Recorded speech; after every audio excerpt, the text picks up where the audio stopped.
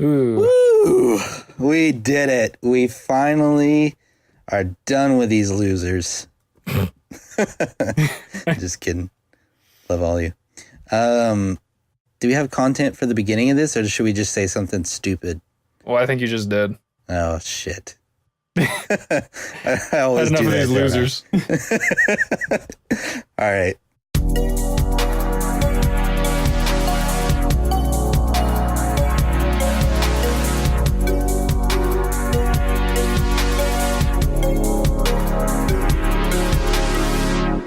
Hello, and welcome to the Interstate Gamers podcast. I'm your host, Kevin, a.k.a. K-Slugs. My name is Peter, a.k.a. A Deal For Real. And I'm also your host. A deal for real. So as you guys already know, you guys know by now, you know us. You have grown with us over this past season 1, all up to this point of 10 episodes. You know by now that we rate and discuss some of your favorite and some of our favorite and maybe some of our not so favorite. But you know what? You know that we rate and discuss these video games. It's true. And so you know that our main goal for this podcast is to spark conversations about these games, kind of think about them critically and analytically. So, and we assign a score to these games, and we can kind of compare and rank them to the best of our ability for these games. So, yeah, you already know this by now. If you don't, and you're just joining us, please check out our other episodes. We always enjoy and welcome new people. I just think that was like the cleanest introduction you could have possibly done. I really appreciate it. Oh, thanks, man. Oh, I'm just so giddy. I don't know what to say now. Yeah. Well, I guess.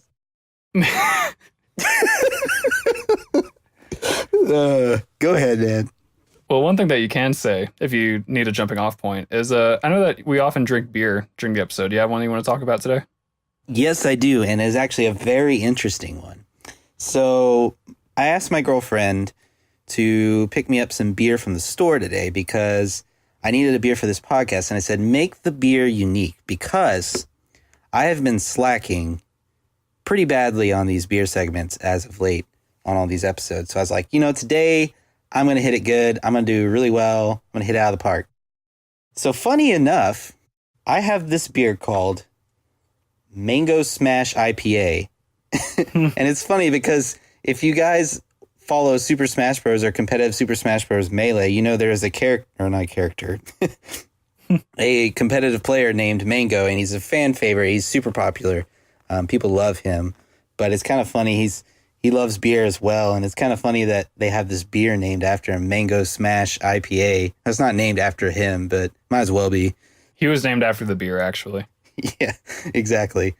They're like, I think we'll call him Mango, as they sipped on a Mango Smash IPA.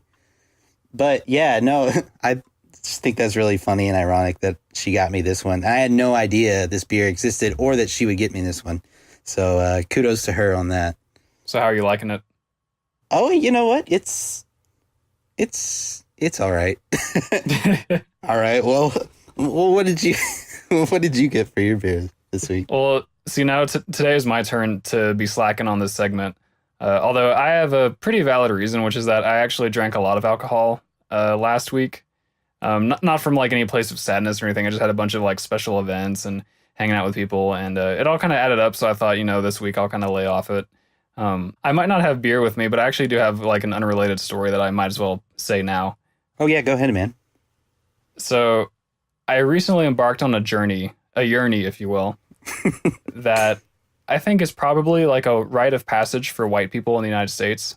And that journey is watching Friends. Oh. I just started watching Friends maybe about a week ago. I finished season 1 last night. Very, very emotional ending. Very, very much a cliffhanger.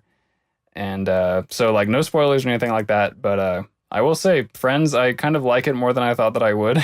And it's kind of nice to be able to like understand retroactively all the jokes that people have made about Friends and the characters and all that stuff.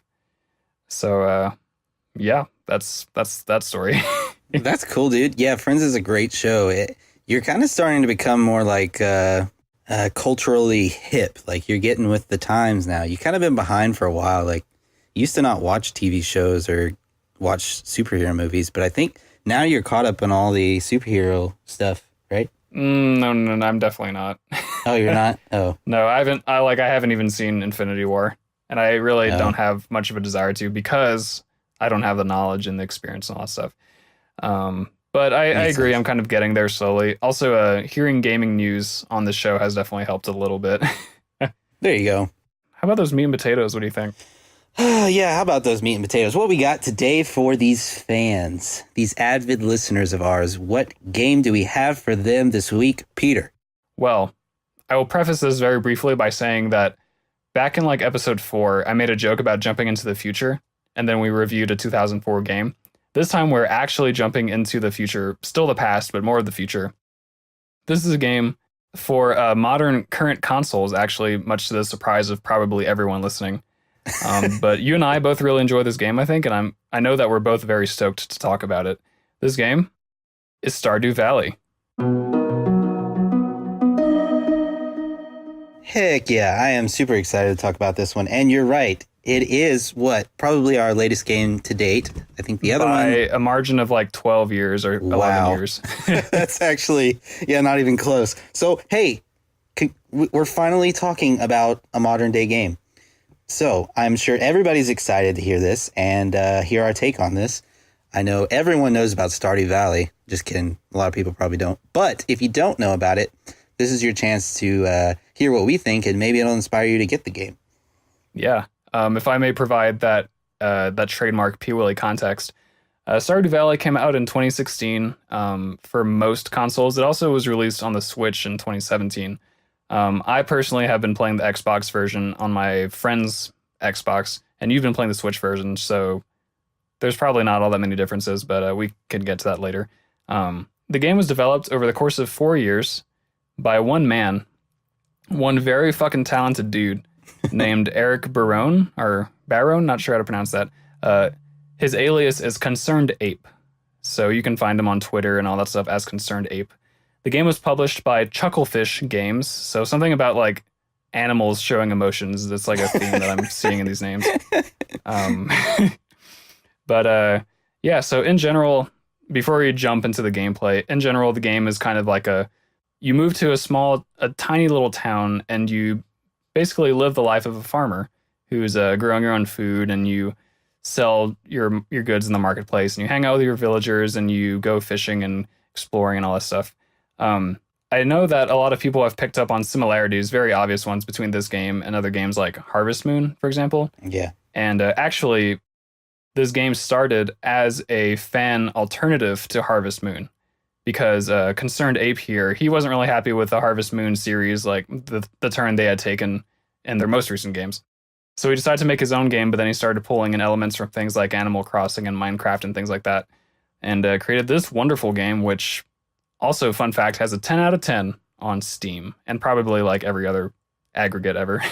Oh, really? I didn't know that. That's cool. Yeah. Well, kind of backtrack a little bit there, and after you went on that whole spiel about all the P. Willie context, Right. and I don't want to take away from that, but I want to go back to his username. I have a username on Xbox. Now, don't like spam me with friend requests, people, but it's Compacted Deer. It was an Xbox generated name, and they have these weird names like that. I have a friend whose username is Raging Centaur. Not anymore. He changed it. But I just think it's funny because it's like almost like a Microsoft username. And I was always amused by those things. There's another one. One of my friends was Charmless Duck. I just thought that was pretty funny. But it seems that Microsoft has taken the cue of like a bunch of indie rock bands from like the early 2000s and mid 2000s, because they were all like, the format of all those band names was like adjective animal, like Fleet Foxes, for example. That's a big one. Yeah. But yeah, like my brother and I, we'd talk about music stuff, and we'd always say, oh yeah, every band is like adjective animal. And it seems like Microsoft really jumped on that bandwagon pretty hard, actually. And yeah, I would not be surprised if Concerned Ape is literally a Microsoft username. Oh, that would be awesome. Anyway, I don't want to derail too far here. I feel like I have, but yeah, this is one tidbit I want to say. That's an awesome username, and I do follow him on Twitter, so yeah. Anyway, you want to get into those meat and potatoes, man? Yeah, since I just went on my spiel, as you so kindly put it, why don't you start? Okay. I'll go on my spiel now. Spielberg. All right. So we've got gameplay, as everyone knows by now. So when talking about this game, it's very easy to talk about content when talking about the gameplay. So I want to kind of try to really focus on the mechanics and storyline more than anything when talking about the gameplay. I don't want to delve too much into all that you can do in the game when it comes to gameplay. So let's start off with storyline. Storyline, I think the storyline's pretty good for what it is, giving you all the freedom in the world to expound on the storyline, yet at the same time, you don't really have to. You can kind of just focus on your farm if you want to. That's kind of the route that I took, so I haven't really gotten into the storyline like super deep, but there's a lot of mystery to it, and they do a good job of kind of drawing you in as time progresses. Yeah, I'm in a similar place too. Yeah. There's the whole story, and you know, I'm only on year 2, and I got the game not too long ago, right when I got my Switch.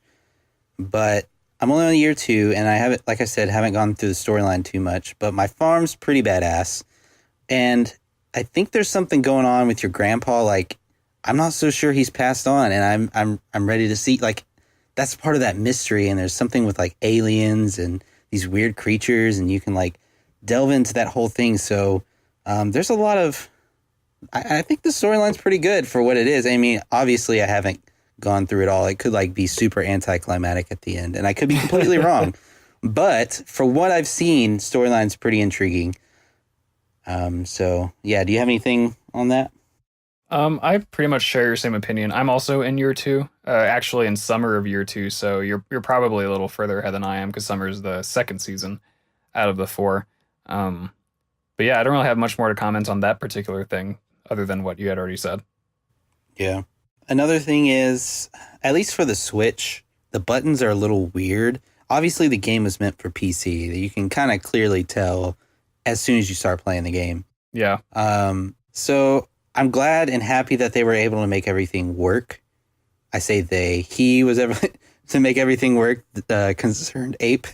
But the buttons are a little confusing and awkward on the Switch. I actually had Katie play the game while I was working on writing my notes down and kind of observing it from a third person. And she had a lot of trouble kind of figuring out what to do and what to push. And that's another thing. I think the game starts out kind of slow and doesn't really tell you what to do. But as soon as you kind of figure the gist of the game and get really hooked on doing one particular task, it kind of draws you in. It's just this snowball effect from there. Yeah. I hadn't thought about that when I was writing down my notes, but I do remember kind of struggling with the controls just a little bit. Not that there are all that many, but it's just kind of the process of like, oh, what button do I press for this? And like, what do the shoulder buttons do? What do the bumpers do? That sort of thing. But when I was playing it about a week ago and I was taking down my notes, I did notice that some of the menuing is a bit tricky. I think one problem might have been introduced by like a bug in a recent update for the Xbox version, because I don't remember it doing this. But sometimes it would have trouble, like, say you're in an inventory and there's like the grid of like 10 by 3 or whatever the inventory is. And then there are buttons to the right of your inventory that allow you to like do things with items. You would think that if you're on the last column of items and you press right, it would go over to those buttons, but sometimes it doesn't. And it's kind of weird. It feels like a little buggy thing that might have happened.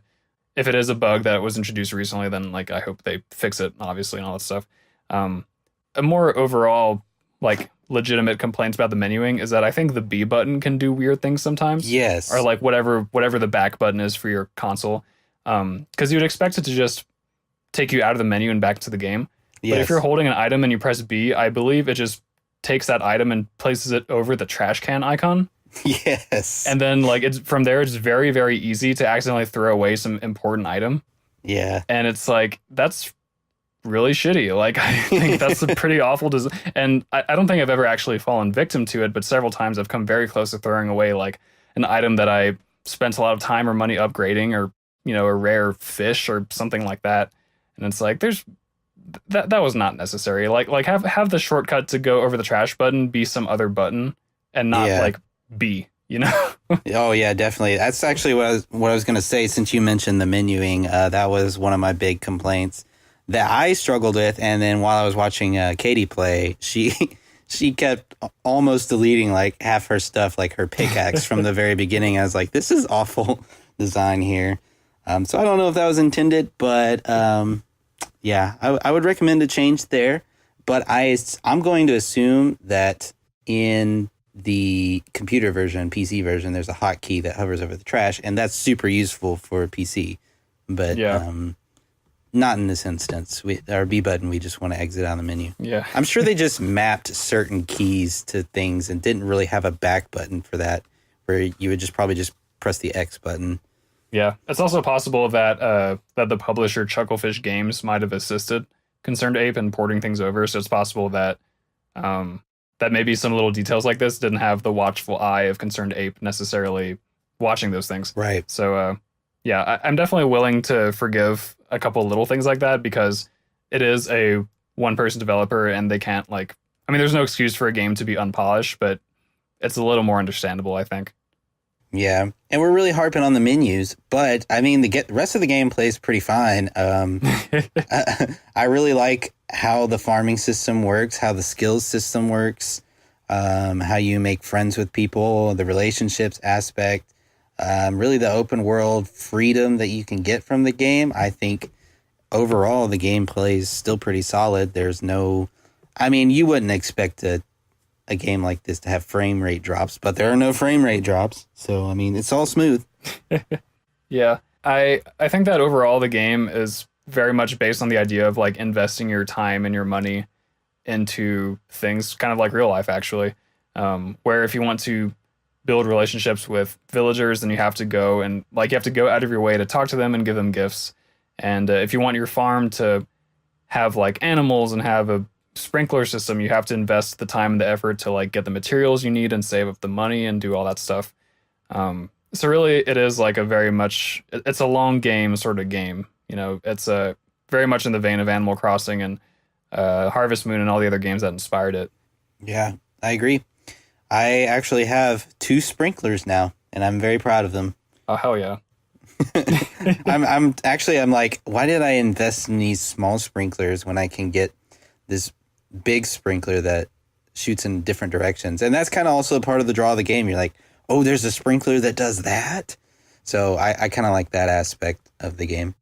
Yeah, it doesn't overload you at once with all the possibilities. You have to build your way up to it, which is it's a pretty common thing, but it's common for good reason because it feels natural and it feels fun. It feels like you're being rewarded for all of it. And like it keeps goals in sight too. It's not like it just tosses you totally helpless into this new world, but it sort of points you in the right directions. And it doesn't really have tutorials, if I remember correctly, but the game kind of tells you more or less what you can do and how to do it. It kind of suggests those things. Right. Yeah, I agree. So one last thing I really want to touch on for the gameplay, and honestly, once I do, that's all I've really got in my notes. And I have already mentioned it, but it is a little bit hard to know what you're doing at the very beginning. There's not a very good tutorial mode. I think just kind of teaching you what to do, how to push things, how to navigate through things. And there's kind of some help, but not as much as you'd like, I would say. When Katie was playing it, she was just kind of very frustrated as to not knowing where to go. And I think there could be a better way to help the natural progression of the game and sort of kind of be like, okay, this person does this and this person does that in a better way. But other than that, I think it's very solid. Yeah, I haven't played the beginning of the game recently enough to remember that, so I'll kind of take your word for it on this one. But I do remember not having very much trouble with it. But also, my former roommate, who I was playing the game with when I first started, he might have already played the game and he might have been able to help me out. So it's hard for me to say. Right, and I do want to say that I don't think everybody likes this style of game. I don't think everybody is like, yeah, I want to play a farming simulator or something like that, or a game along these lines. Now, I will say this game is very great, especially for people who do like these games. And if you didn't think that you would like the style, you might still like it. Definitely should give it a try. But I do kind of acknowledge some people don't like the slower pace of this game. For me, it's kind of a relaxing game, and I can kind of just sit back and play the game at a very comfortable pace and really at my own pace. So that's one of the things I like about the game, but some people just don't really, they don't really care for that. So I think that's something to consider, that it's not for everyone, but it's definitely for me. And I think it could be for a lot of people. I think it's obviously for a lot of people. So, yeah. Ask your consultant if Stardew Valley is right for you. Yeah, for real. Ask your fellow K-Slugs. Your comment about pace sort of segues into what I wanted to talk about next, which is actually, I think, one of my more significant points of all the things I wrote down. So time passes in this game not in real time, which makes it very different from Animal Crossing. I don't know how Harvest Moon worked because I never played it, so I can't speak to it. But in Animal Crossing, time matches real world time because it's based off your system clock. So whenever the store closes at like 8 p.m., you have to wait until literally the next day in real life before you can do anything. And that affects everything in the game. Like, it affects things you can do at night versus during the day. I mean, really just like real life. In this game, though, every day takes about, I would say, from 20 to 30 minutes, depending on what time you choose to go to bed and start the next day. But I really like the shorter time frame. And I really like, in general, the fact that it doesn't mimic real world time, because Animal Crossing punishes you pretty harshly for not playing the game frequently enough or not playing at certain times of day. Your village can change if you don't play the game in like a month or even a couple weeks. And like your garden can go to shit because no one's attending it and all that stuff. But in Stardew Valley, it's much more compatible, I think, with like the adult player's schedule. Yeah. Like, you know, I played the game for the first time in probably a week ago, and everything was just like I had it, and I was able to get back into the groove. Whereas in Animal Crossing, like, my villagers would probably be different, people would move in and out, and my garden would be destroyed, and there would be like literal bugs in my house. And Stardew Valley, it's not like that. It's just, you know, it's more game-like, and I think that is really pleasant. It's something that I definitely appreciate. Yeah, I agree with you on that aspect. I kind of forgotten that Animal Crossing was that way, but yeah, I agree with you. I think it's a little bit too harsh on that. I mean, if you're looking for that kind of thing where you want to play a game like that every day, hey, man, more power to you. But definitely for more of the, I don't want to say adult lifestyle, but adult lifestyle, the common adult lifestyle. There we go. Yeah. It is definitely more helpful. Did you have any like kind of like aha moments, like when you saw like some things that you had built or made, like, oh, I remember when I did that? Yeah, actually, I had forgotten that I needed to feed my chickens, and I had forgotten that I needed to give my cat water. And Right. so I was maybe 4 in-game days into playing, and I was like, oh shit, I forgot I have a chicken coop, and like I had to go and I still didn't remember properly how to feed them.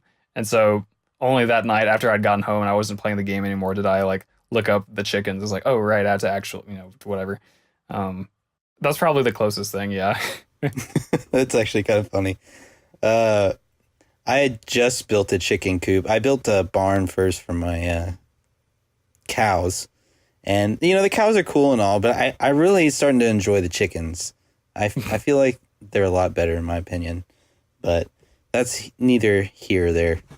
I didn't really focus too much on my farm for the longest time, so I had a really small basic farm with just sprinklers, but I finally built a chicken coop somewhat recently in terms of in-game time. And also, right before I finished playing the other day, I did start building myself a stable for a horse. So hopefully the next time I go to my friend's place and play the game, I can have a nice, beautiful hoss to ride around. Oh, you know what? We didn't. I want to ask you this question, and it's kind of relevant to something we didn't touch on. Does your character like have long hair? It has a ponytail. Ah, I decided okay. that'd be more practical. Yeah, right. That makes sense. We forgot to touch on like the character customization at the beginning. It's pretty wild. Yeah, it is pretty wild. You can like you can kind of make it look like you in like a 2D pixel art kind of form thing. And you can choose different farms, which I was really excited about going into. Like, there's different kinds of farms. Yeah, I forgot about that. Yeah, and then you can name your farm, which I named mine Slug Farm, which I didn't know it already appended the farm title at the end of it. And so I have, my farm name is Slug Farm Farm. So, yeah, there's that. But Is your character named Kevin or K-Slugs or? I think it might just be Kev. It's kind of funny because it said, "What's your favorite thing?" That's like one of the questions they ask you, and I didn't know what to put, so this is going to be super cheesy, and I need y'all not to judge me here, but I put Katie on there. I just put her name. She's a thing to you, Kevin? Okay, you know what? And then she's playing the game, and I was like, And then she put chemistry, and I was like, oh, dang it. I told her I put her, and she's like, oh, well, I can put you if you want. I was like, no, it's fine. Keep it as chemistry. I thought it was pretty funny, though. I was like, what is my favorite thing? I should have said video games. Am I stupid? Oh, well. Anyway.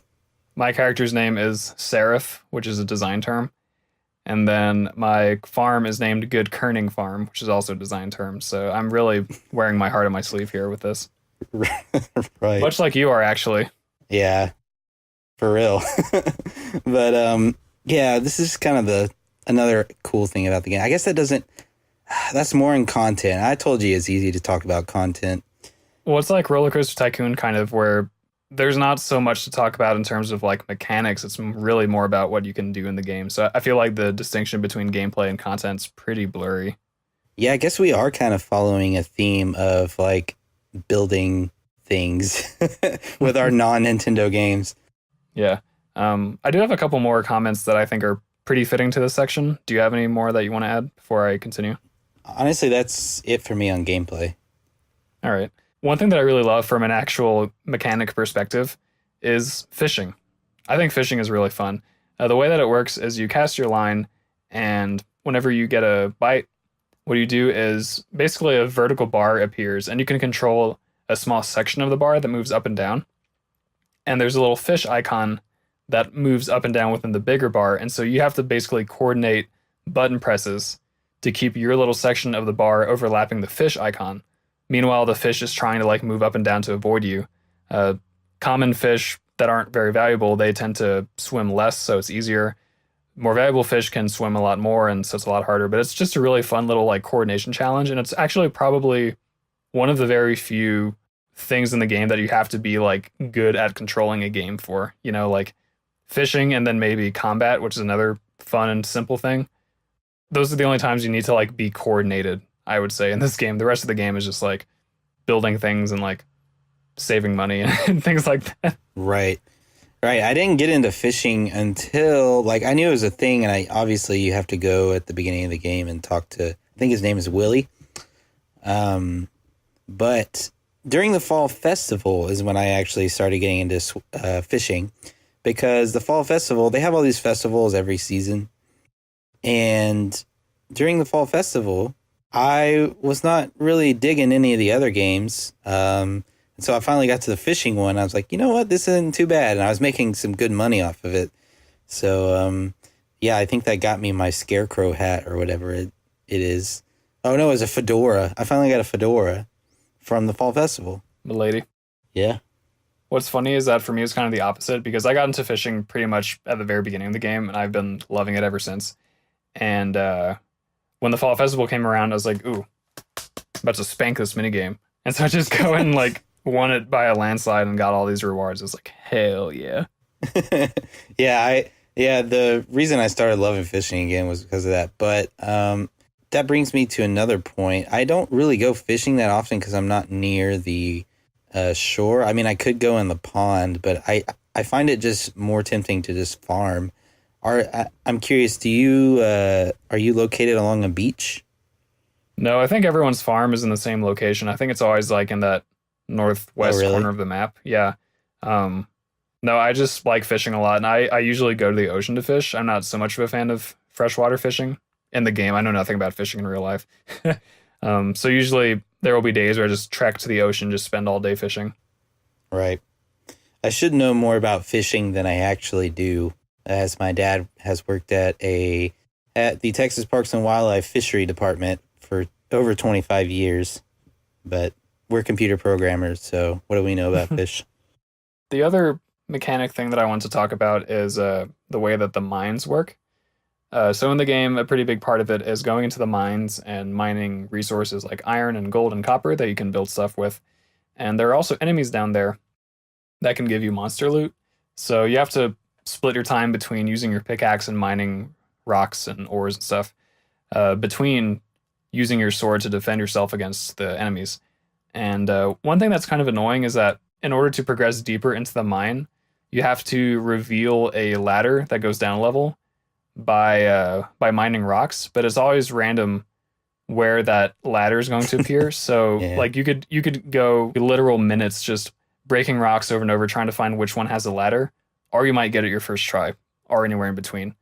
And I mean, I guess it kind of has like a little element of mystery and like spontaneity and like randomness to it, which is kind of cool. But at the same time, it's like when it's bad, it's really bad. Like there should be some sort of mercy rule where it's like if you have to break more than X number of rocks, then yeah, we'll just give you the ladder. You know? Right. Yeah, I kind of agree.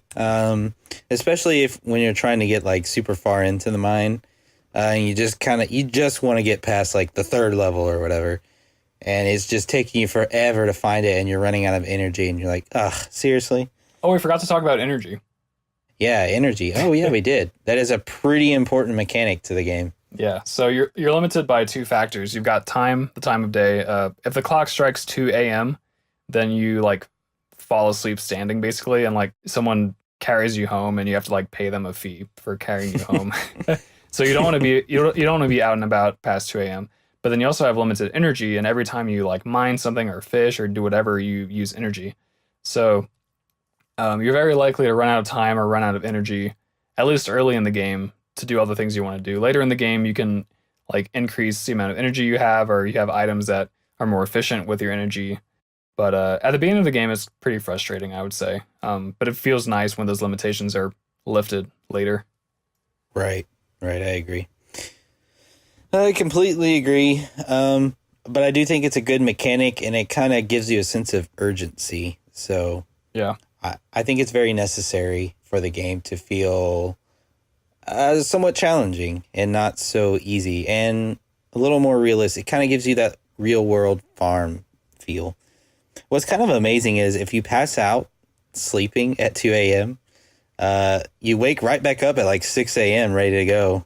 But your energy is lower though, That's true. which is another really cool mechanic, and also like very weirdly relatable. Yeah. Yeah, he could still get out of bed somehow at 6 a.m. For me, I can't relate to that because if I don't go to bed if I get like a few hours of sleep, I'm going to wake up late. But I'm just not a morning person, so. You're also not tending the land like your good man Kevin is out there in the virtual farm. Dude, that's true. I always think, man, it would be so cool to be a farmer every time I'm playing, and then I think it probably wouldn't be. It probably would actually kind of suck. Yeah. But they make it seem so inviting. And like you're like, yeah, you're working the land, you're working like everything that you get in life is out of your hard work. You know, you see direct input and output. But yeah, it's probably pretty gruesome. But I am spent on gameplay.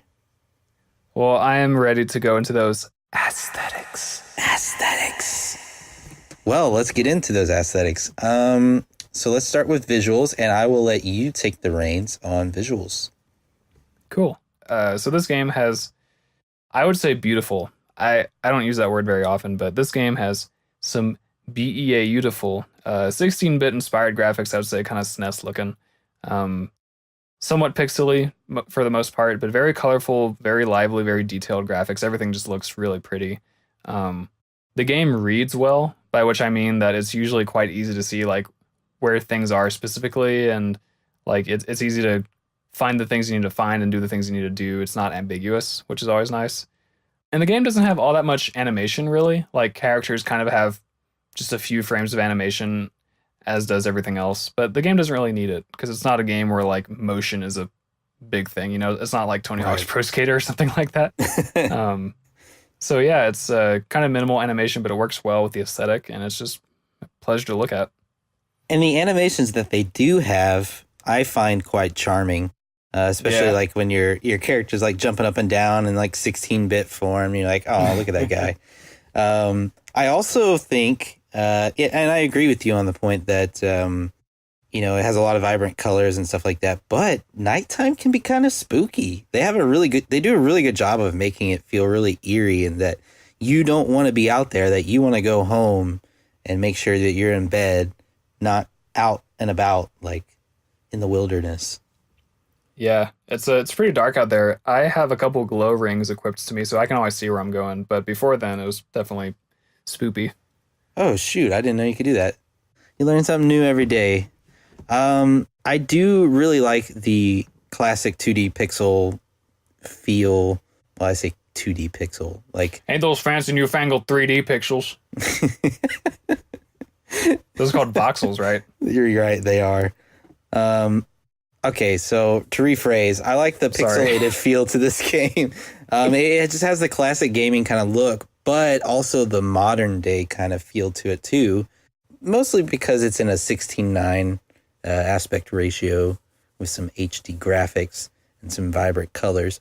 But it does have like the pixel art stuff, and I don't know, the effects of the game. So like you say, like a street light, it doesn't look so pixelated. So I'm not sure what's going on there. I don't know how to explain it, but it looks good. It's just like a fusion of old and new, I would say. Yeah, that's kind of what I'm trying to get at. The textures are really well designed, in my opinion, and they all are they stick to the theme of the game very well. There's no out of place textures, in my opinion. So, yeah, really good. I love how dramatically the landscape changes from one season to the next. Spring to summer isn't really that big of a transition, but summer to fall, like everything turns super orange and it's really cool. And then fall to winter, everything is white. There's snow everywhere. It's kind of funny because before I moved here to Denver, I didn't really live in places with that many seasons. And then I moved to Denver, so I'm starting to experience an actual winter for the first time. And then I'm playing this game that also has like actual very distinct seasons. I'm like, oh, this is cool. Like so many seasons all at this one point in my life. Like sweet. Right. I really like fall. Yeah. I like the orange leaves and stuff like that.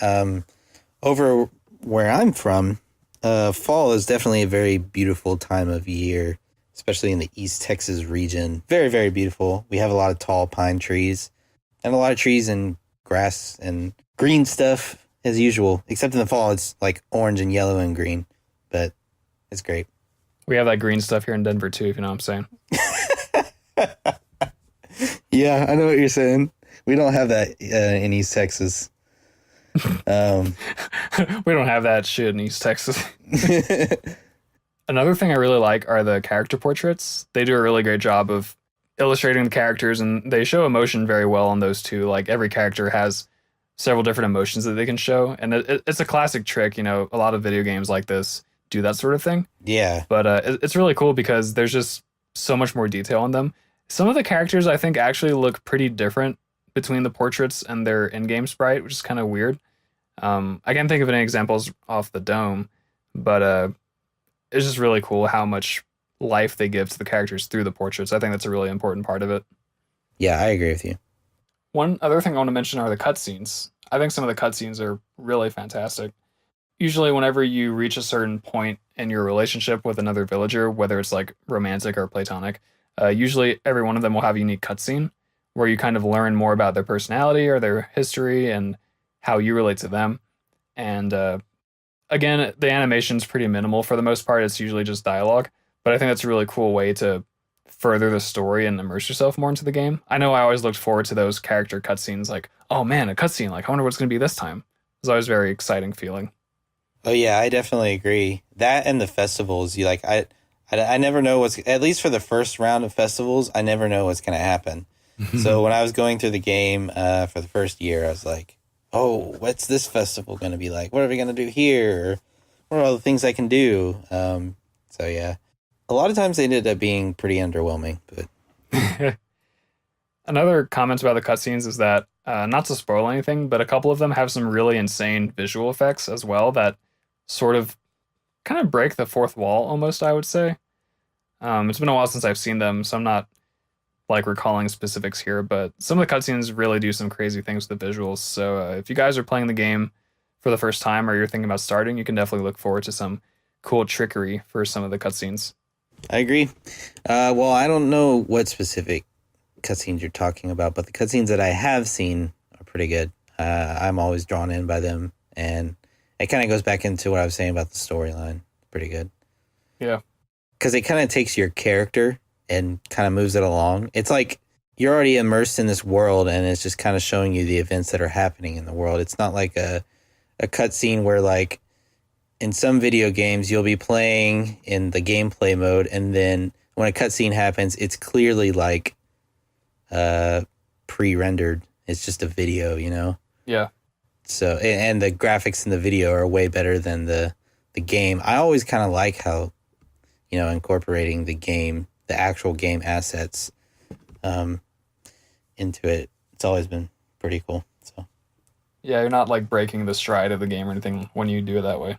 yeah. Anyway, that does it for me on visuals. That's it. Oh, shoot. Whoop. We didn't give our ratings for gameplay. Damn it. We haven't done this since like episode 2 or something.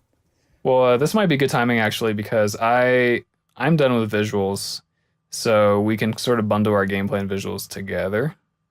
Cool. That sounds good because I'm also done with visuals. Sweet.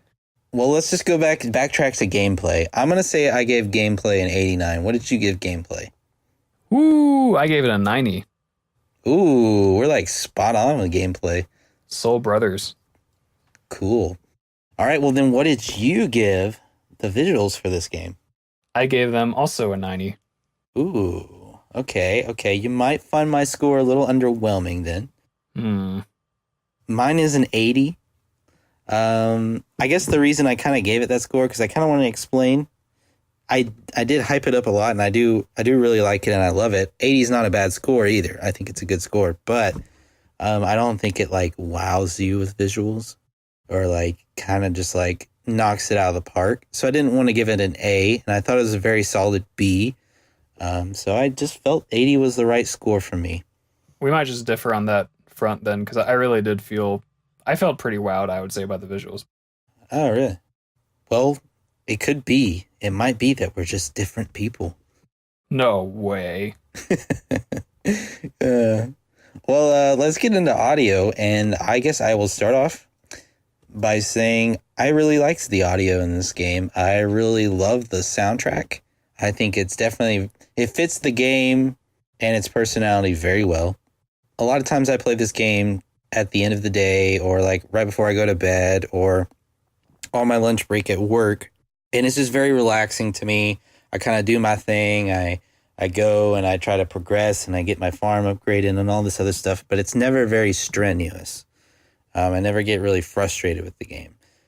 So the audio works really well with this game is that it kind of relaxes you. It's very peaceful. It's very happy. It's very upbeat. Kind of fits with the theme of the game with all the bright and vibrant colors and stuff like that. So I really enjoyed that. And I also enjoyed the sounds of the game as well. Kind of just, there's the little nuanced sounds, you know, everybody knows I like my nuanced sounds, but I don't really know how to describe the sounds to you other than the fact that they sound very good and they fit the game well. Like, when you got your, I don't want to say hoe, but when you got the hoe and you're just like, you kind of, We're adults, I swear. You're right. And you're kind of like, you're plowing the fields and you plant some seeds and stuff.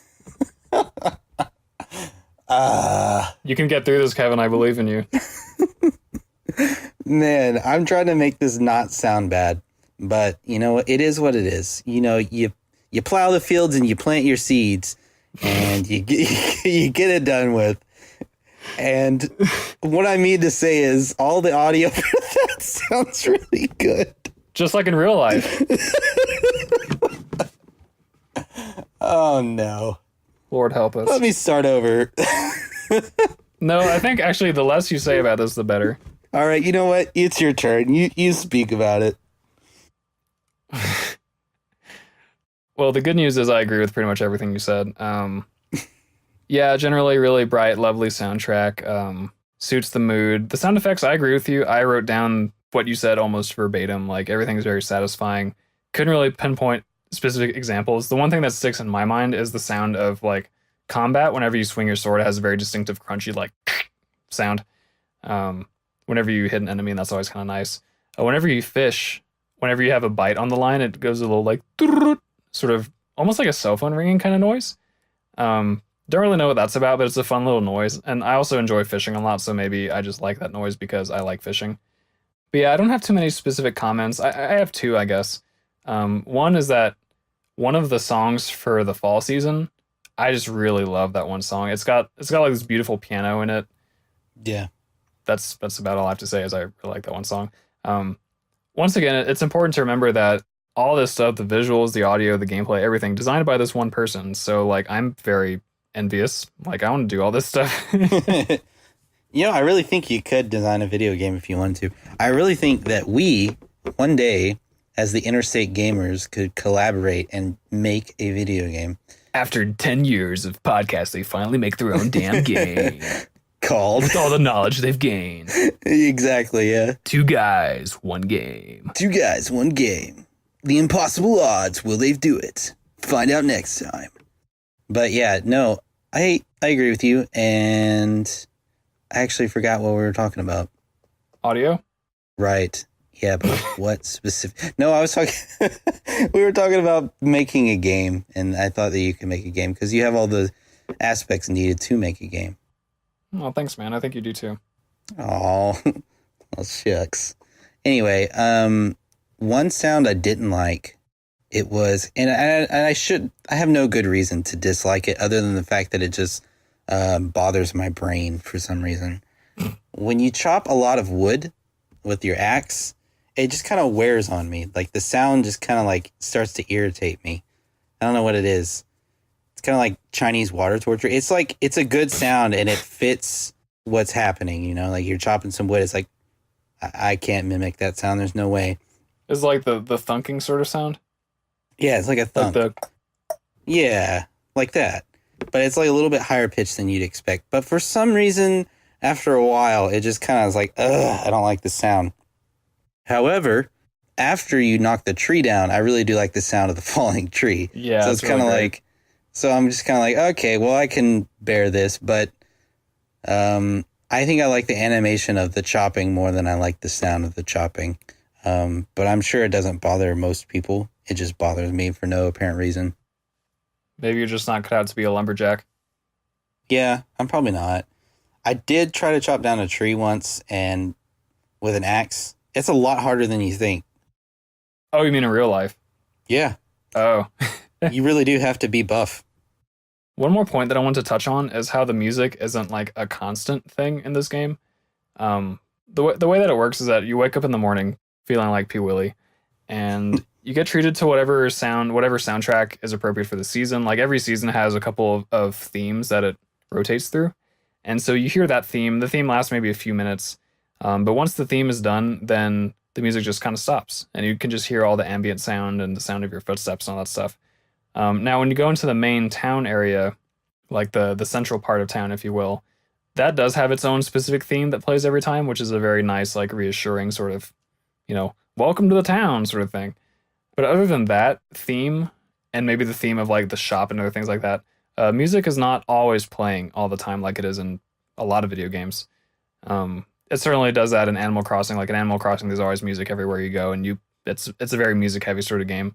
But in this game, it's kind of cool because the music like punctuates something. Like you're waking up, here's the music to start your day. You're going to the town, here's the music that welcomes you into the town. Right. I don't know, just kind of, I've never really heard something quite like that in a game before, and it's really nice, I think. Does it have the same music at night? Because I feel like a lot of times at night when I'm walking around, it doesn't have any music. It probably doesn't, now that you mention it. Yeah, I don't think it does. It may be like past a certain time, like maybe late at night. I don't know. It just doesn't that I can remember. I don't know that it has any sound, which kind of adds to the creepiness. Yeah, I think you're right. So you're just kind of hearing the sounds of your footsteps as you're like traveling through, and maybe like the sounds of the creatures. Yeah, they do have a lot of fun ambient sounds throughout that I really enjoy. Right. Well, cool. That does it for me on audio. I don't know about you, but I'm done too. Cool. Well, I give it a hot, fresh 88.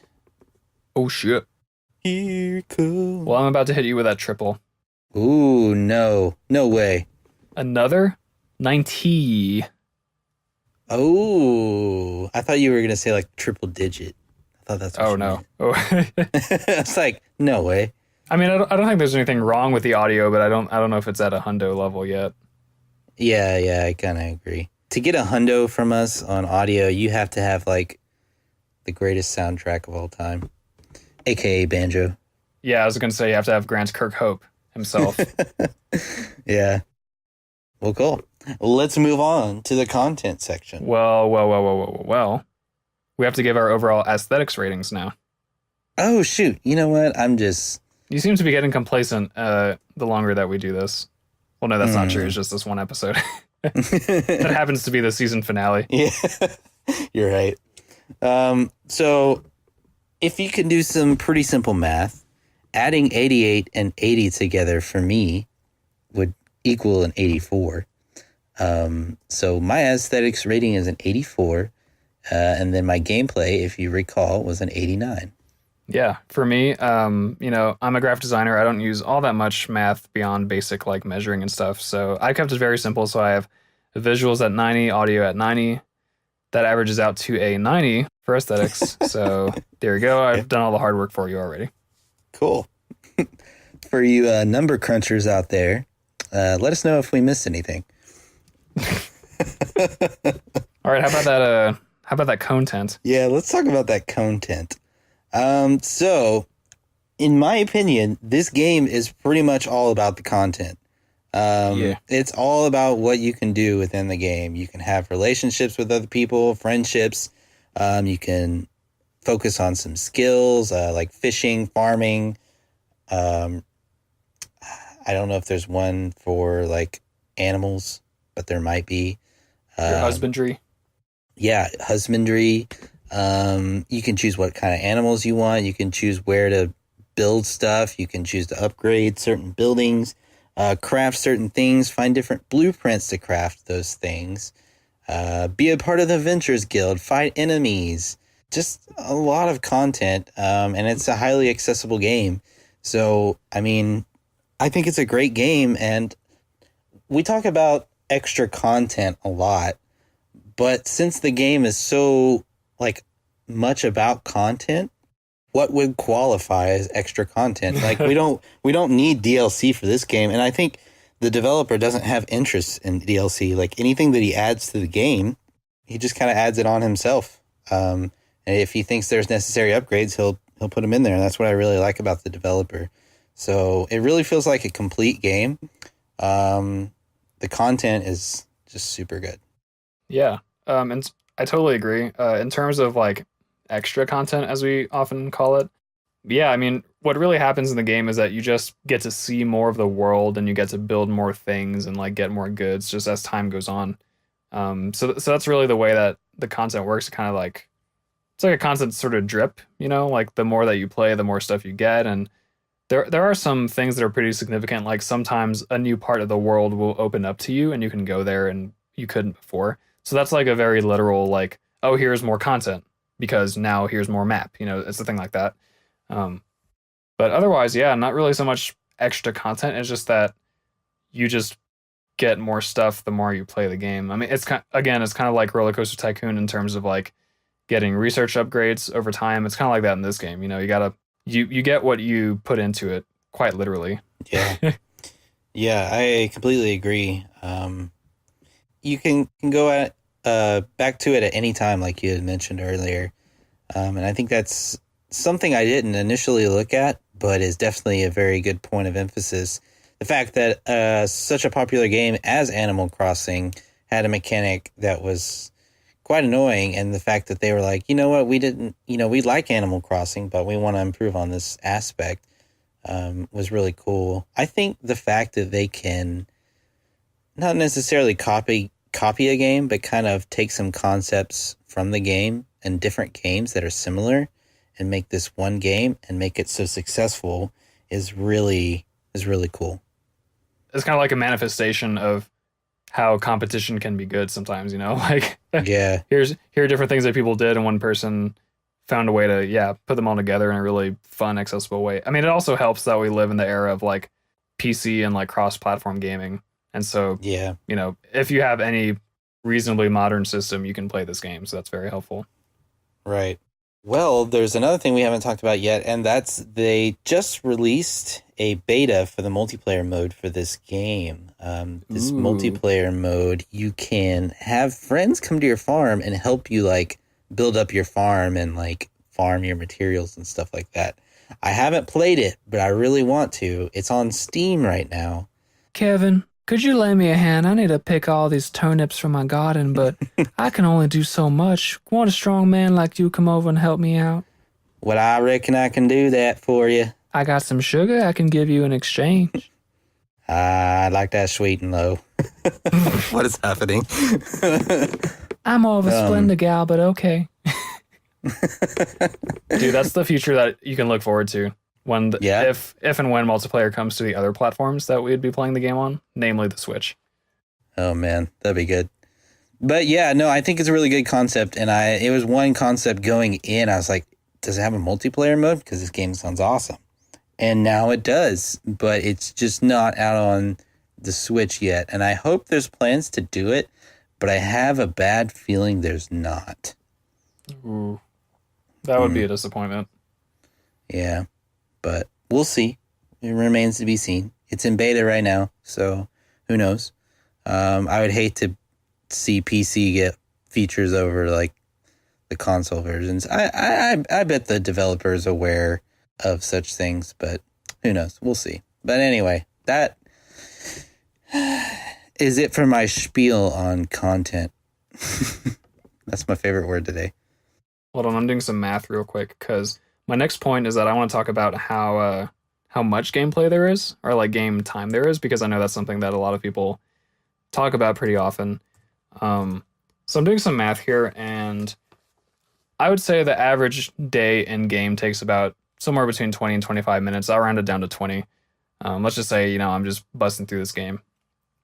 And every month in the game has 28 days, I think, 4 weeks. And there are 4 months in a year. And I'm basically 1.5 years through the game.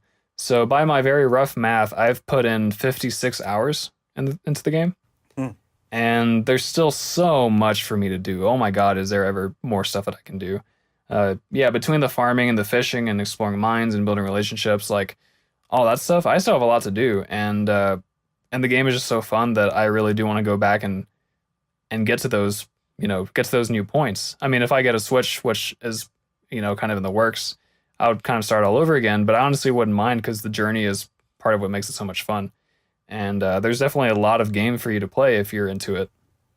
Yeah, I agree. And I've put in about 20 hours myself. And I think I did read somewhere where it does take 20 minutes for each day. But I've put in 20 hours. I think is really good. And I think it would be a bummer if I had to play it over again just because I've built up so much.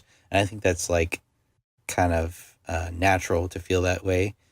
It would be like anything that you spent a lot of time on and then had to start over with. Yeah. But it is a rewarding journey, and you can make it different the second time around, which makes it replayable. So it definitely has a lot of replayability. And I think that's something we talk a lot about when it comes to the content section is replayability.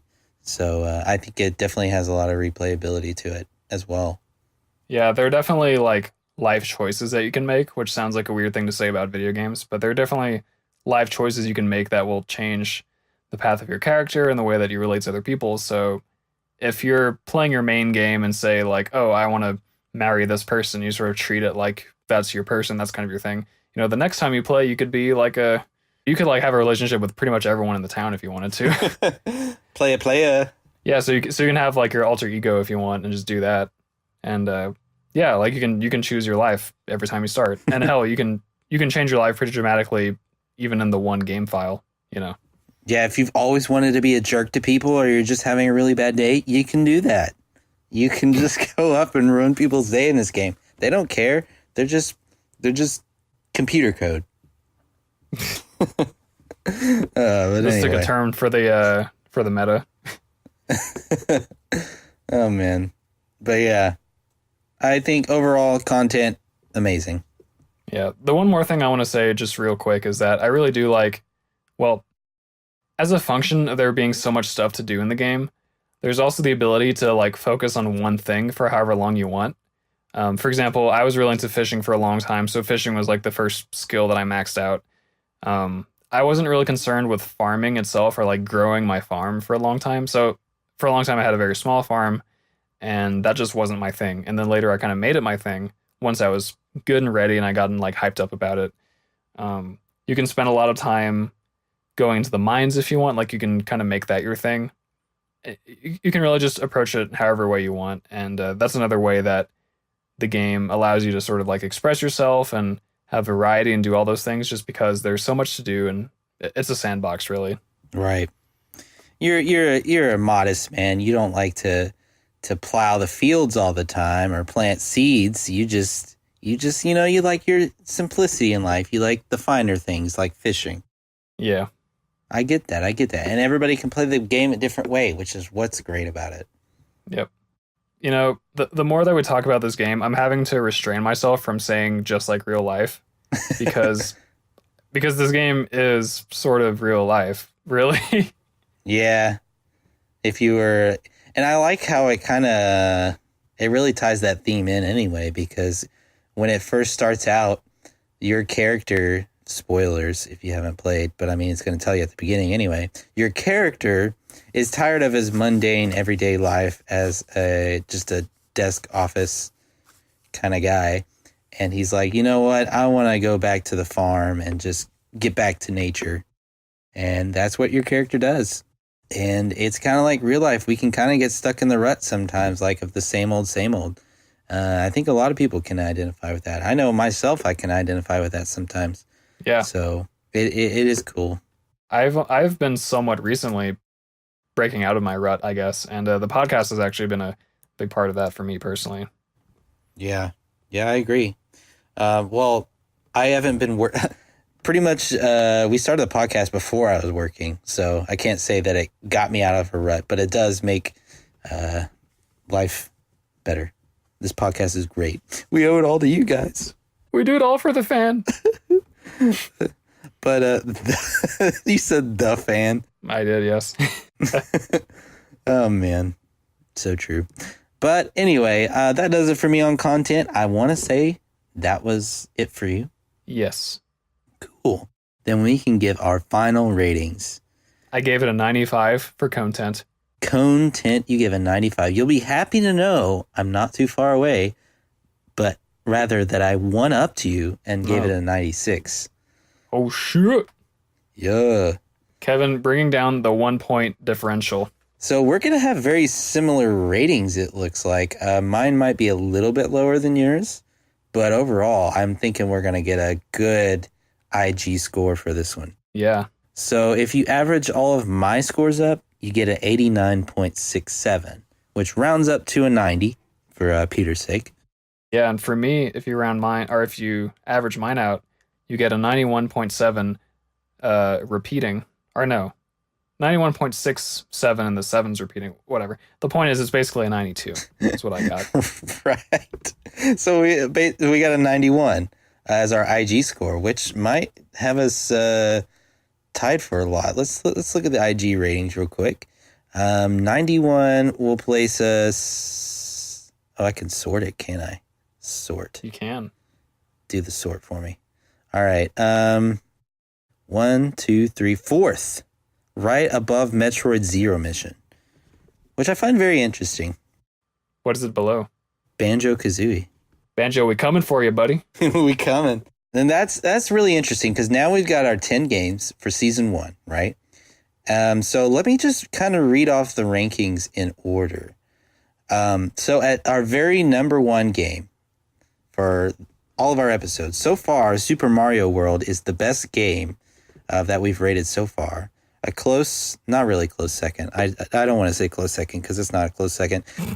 In second place is Star Fox 64. Third place is Banjo-Kazooie. Now in fourth place we have Stardew Valley. After that is Metroid Zero Mission at 5. 6 is Roller Coaster Tycoon. 7, Kirby and the Amazing Mirror. 8, Mario Kart 64. 9, Pokemon Stadium. And in last place, 10th, Tony Hawk's Pro Skater. So there it is, doing everything it can to hold on to the rating that it can. But, you know, honestly, it's a super game, but it's actually 10th place. It's not a bad game. And that's not to say that any of the games we've talked about are bad games at all. The lowest score we have for our IG rating is an 82. Kind of hope, and I think we both kind of hope, to, in the future, for Season 2, maybe Season 2, kind of, we don't want to say a bad game, because we don't want to be negative, but maybe a game that is not as popular or isn't received as well. We hope to review one of those for you guys and see what you think about that. Might spark some interesting conversation there. So, yeah, we want to set a new low bar that if you ever go under that bar, that you are a bad game. That's something you don't hear very often. I want to set a new low bar. Yeah. Well, we just got to put things in perspective, you know? Yeah. And we have at least one shitter on deck for not so favorite games that we can talk about. We also definitely have some great games to talk about. The point is that Season 2 is going to be lit. Yeah. And I'm excited for us to have, in the future, 20 games under our belt. Can you imagine that? Like, we will have rated 20 games at some point once Season 2 is over. Now, Season 2 obviously will be a while before it starts. Indefinite time period, as you guys probably know.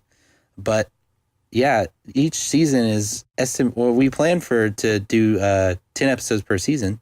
So we should have 20 episodes by the end of Season 2. And that's really exciting to me to have all these games kind of listed and ranked. And kind of just shows our opinion of the games and what we think. Yeah. And also, this might be the end of Season 1, but E3 is around the corner. And this would be a perfect podcast for us to talk about things that happen at E3. So Kevin and I might be doing that for you guys. Oh, it would be a perfect opportunity, wouldn't it? To kind of bring you some extra content to boost our content rating. The DLC, though. Yeah. Now, you guys can subscribe to the next episodes, and if you go to our Patreon, no, I'm just kidding. You could join the Interstate Insiders. Yeah, look forward to some future content between now and Season 2. We can't give you guys a definite, when this is going to happen, but we have some E3 kind of stuff in the future, like as Peter said. So look out for that and stay on alert. Keep tuned to our social media. We'll talk a little bit more about the social media and stuff later, but for now, we do have some extra content in that category. Kevin, you got a fun little section for us? I do. And this was voted by the fans, you guys, as to what you wanted to see. And we were actually pretty surprised at how many people voted for this. Not gonna lie. Thanks for the turnout, y'all. But yeah, so you guys really liked the trivia section that we did from last episode. So here it is again, a new trivia section. And we need a cool new intro bit for this one. And I don't think we're going to completely do away with a quick attack, but we'll kind of try to mix it up on you. But for now, we got the trivia section, and I'm pretty excited about it. So let's see if Peter can answer some questions right. We ought to keep tabs of how many questions you get right. See how well you know your Nintendo knowledge. Oh, man, I keep tabs of enough stuff already. True. All right. I'm ready, though. Let's get into it, man. All right, so what was Mario's name before he became Mario? Jumpman. Oh, come on. Let me at least name my options. I worked hard on these options. Okay. Pablo, Plumberman, Jumpman, or Mr. Mario? It's Jumpman. You already said Jumpman. All right. Next question. I'm sorry. I got ahead of myself. I didn't let you do your thing. Pablo had me cracking up, though. Actually, no, someone named Pablo. That did occur to me. I was wondering if that's where that came from. It's sort of. I was like, what would be a funny alternate name to Mario? And I said, Pablo. Is it Mario? Was it Mr. Mario, Jumpman, Vince, Christopher? Yeah. All right. So next question. Which Zelda game was the first to allow you to control another character besides Link? Is it A Link to the Past, Majora's Mask, Wind Waker, or Spirit Tracks? So I'm noticing that Wand of Gamelon is mysteriously absent from this list of choices. I just wonder what other characters are up to. Oh man, I can't believe that actually. Can you read off the choices again? Link to the Past, Majora's Mask, Wind Waker, and Spirit Tracks. I hope I'm not losing to technicality here. I'm going to say Wind Waker. You are losing. It's Majora's Mask. But you can control another character in Wind Waker. But Majora's Mask, there's a side quest where you get to control another character. Let's get on to the next question because I think you're going to like this question. And if you already know it, that's kind of cool because I feel like this is something that you would know. But at the same time, if you don't know it, I know that you would be interested in knowing it. So, if there was a hypothetical Pokemon that was all 18 types at once, it would only be weak to one type of Pokemon. Which type is that? Oh my lord. Is it dark, flying, ice, or rock? This is hard. I don't think it can be... I don't want to like take the time out of everyone's day to sit here and think about this. So I'm going to say, and I'm doing it just when I said I wouldn't. Fuck it. I'll say ice. That's what I chose, but you are wrong, sir. It is rock. Apparently, if you were able to, if you were all 18 types, apparently you would still be weak to rock. So, yeah. That just confirms that rock is the best type in the game. Yeah, confirmed, right? That's a really cool question, though. I definitely appreciated it. You were right. Yeah, it was a really cool question. I was really It's almost like you know me or something. Yeah, almost. But I don't think I do yet. Much like Stardew Valley, there's still much to learn about me. Right. Next question. Which of these items can you not accumulate in Super Metroid? Hyper Beam, Spider Ball, Power Bomb, or Grappling Beam? Spider Ball. And you are correct. Spider Ball was introduced in Metroid Prime 1, I think. Does it tell you? I think it did. I just wrote down the answer. But final question. What is the rhino's name from Donkey Kong Country?